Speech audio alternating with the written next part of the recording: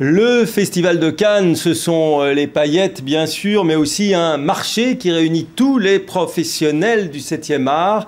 5400 films l'année dernière avaient été présentés pour trouver des sources de financement pour leur production ou des débouchés à la distribution et à l'exportation. Bonsoir Alain Goldman. Bonsoir. Vous êtes fondateur, président de Légende Productions.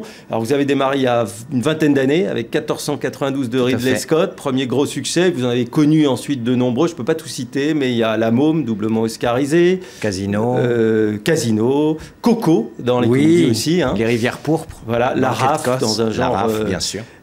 Différent. On va commencer par du concret. Bon, ce qui vous intéresse cette année, en tout cas à Cannes, c'est moins la montée des marches que justement ce marché du film où vous allez présenter votre dernière production. Tout à fait. On a une petit secret de fabrication chez Légende. Quand on a un grand film à présenter au public, aux acheteurs du marché, c'est-à-dire aux distributeurs du monde entier, on ne fait pas que 2 ou 3 minutes, on fait une dizaine de minutes, ce qui permet d'avoir pour les acheteurs un vrai point de vue sur ce que sera le film. Sans dévoiler la fin quand même?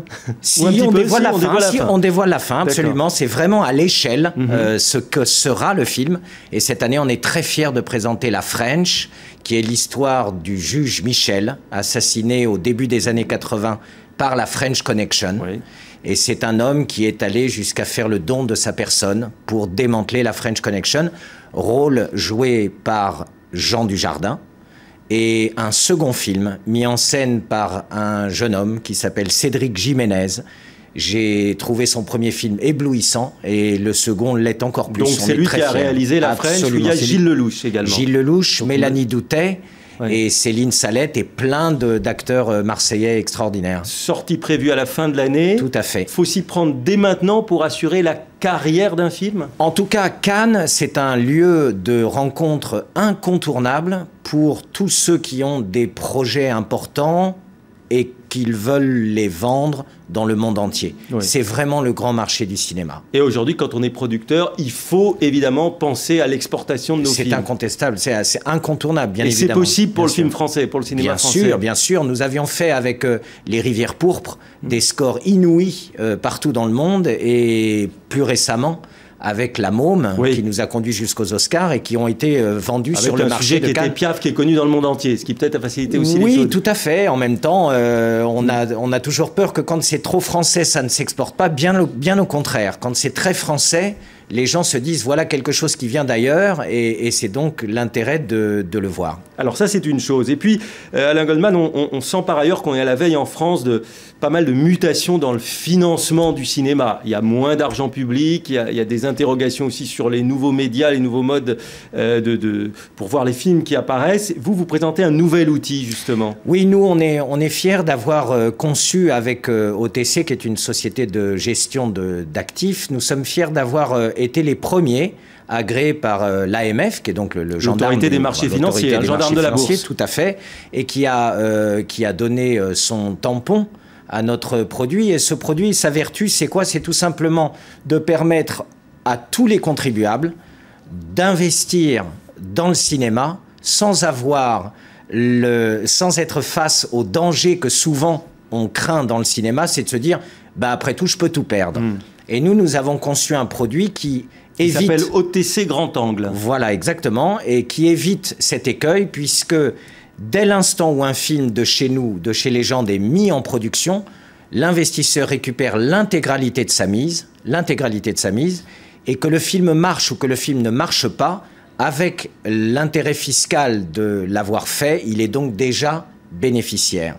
Puis si ensuite le film se fait... Donc vous voulez dire qu'il n'y a pas de risque considérable pour l'investisseur, c'est labellisé par, encore une fois, l'AMF. Tout à fait. Et ça, c'est une innovation. Mais même si le film ne se fait pas... Mais, si le film ne se fait pas, nous apportons une garantie qui permet d'atténuer la perte, mais qui se retrouve globalement annulée puisque nous mutualisons tous nos projets. Et par contre, si le film se fait et qu'il marche un peu, alors l'investisseur a récupéré sa mise à l'avantage de la défiscalisation et une part des profits du film.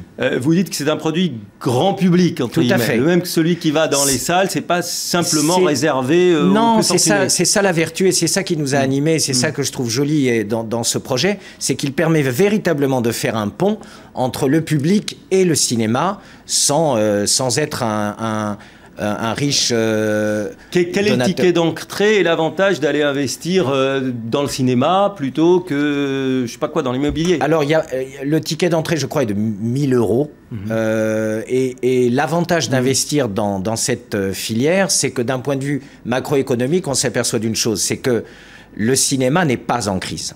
Contrairement à beaucoup de domaines d'activité qui traversent une crise, le cinéma, lui, n'est pas en crise.